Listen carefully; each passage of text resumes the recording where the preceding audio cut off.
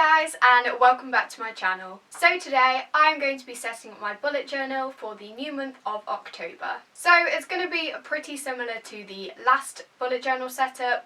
I'm using the same notebook, which is the Baron Fig Confidant notebook, and it's the flagship size in charcoal. But I have introduced some new spreads into the mix, some things that I thought would be really useful and I want to try out for October, so it is worth sticking around if you have seen the last one as well. So I'm going to start by setting up my monthly calendars for October. So I'm doing a similar thing to September, as in I have a calendar for my personal life and then also a calendar for my school life. Because this worked out really well for me, it just meant that I was a little bit more organised and a little bit more on top of everything. So my personal calendar goes on the left and then my school calendar goes on the right. And as you can see, I did go wrong. There are 2 1s in my school calendar, but I just covered that up with a sticker. And then for this month, I decided to go for a orange theme for my bullet journal because that is quite an autumnal colour in my opinion, with the leaves falling and Halloween. And as you can see, I did have a little bit of dilemma in the left corner because I wrote the wrong month and then I used the wrong highlighter and everything was just going to pot. But I did manage to salvage it in the end and it looks alright in the end. As you will see throughout this video, I do make a multitude of mistakes. That's just me for you. And then here I'm just writing in some events that I know about so far. I do add to this throughout the month, obviously. This is not the final thing. And then here we have a new spread actually for this month. This is called my YouTube tracker and it's basically another calendar. So what's this, like the 3rd one so far? And I set it up in exactly the same way as my other calendars, apart from the fact that I then create 2 columns. One column is for my filming and then one column is for uploads. And basically I'm going to use this to keep track of when I'm filming things, when I'm uploading things. It's basically just a schedule for my YouTube channel and I think this is going to be really useful and I'm going to see how this works out. And then on the right I also have another new spread and this is called A Line a Day, and it sort of works like a gratitude log in the sense I write down one positive thing that's happened to me that day, and it was all about creating and keeping a positive mindset, which I think is very important in life. And I was basically using my gratitude log as a line a day spread anyway, so I thought as well we may convert it.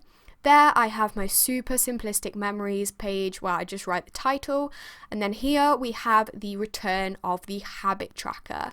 I used to do these all the time, so basically I just write a horizontal date kind of calendar, and then down the side I write my habits that I want to track. I will write more in as the month goes on, I just always forget everything while I'm filming. So I'm just writing the habits there and then the titles, and then at the bottom I actually decided to create a section for my review of the month. So I'll just write kind of the things that I need to do more of or the things that I've done well, etc. So just reflecting on the past month and how I've been keeping up with my habits. Then I'm setting up my study tracker for this month. So once again, writing out another calendar. This must be like the 4th so far. And then the hours across the top. And I basically use this to track how many hours of work I do in a day. I think this is a really good way to sort of reflect on how much work I'm doing. And it's just, I don't know, it makes me quite proud looking back on this to see how much work I've done, etc. So once again, highlighting, creating that title. And then on the right here, I have my homework for the first week of October. So as you will see if you watched my September video, I did have my homework tracker incorporated into my weekly spread, but I simply did not have enough space. I got a lot more homework than I expected, so now I dedicate a whole page to it and I do tend to fill at least 3/4 of it. So this is my expenses tracker. You might want to pause this because it did cut it off, but basically I use this to track how much money's on my debit card, how much cash I have, how much I'm putting in my savings, and I think it's just really good to keep track of your finances, how much you're earning, how much you're spending, etc. I find it really useful to keep track of everything, and to keep track of how much money I'm spending because I do tend to spend a little too much. And then here I'm setting up my first weekly spread for October.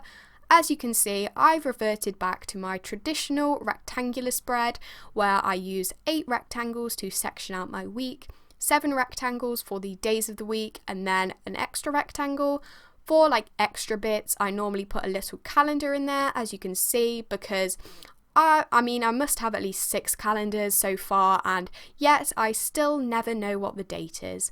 So here, that is what I'm doing, but then I didn't write enough lines. I made it a bit too short, so I had to cover up that bottom line, then extend it out a bit. But once again, my bullet journal is not perfect. It is riddled with mistakes, and honestly, I think it's quite a good thing to keep my mistakes in these videos because no one is perfect. Everyone makes mistakes, so you shouldn't be disheartened if you are bullet journaling and you do make mistakes because everybody does it.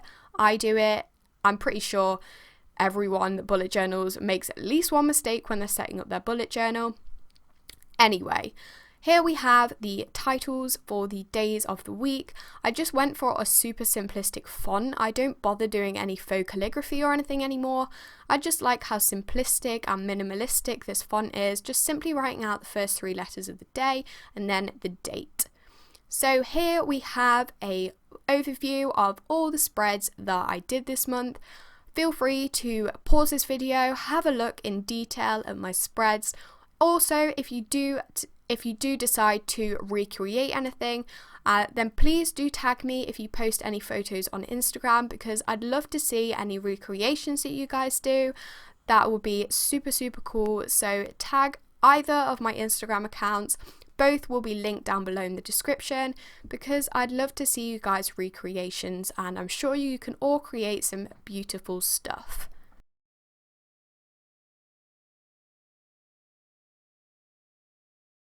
So I hope you enjoyed this video. As usual, make sure to like, subscribe and follow my social media, which will be linked down below in the description. Bye guys!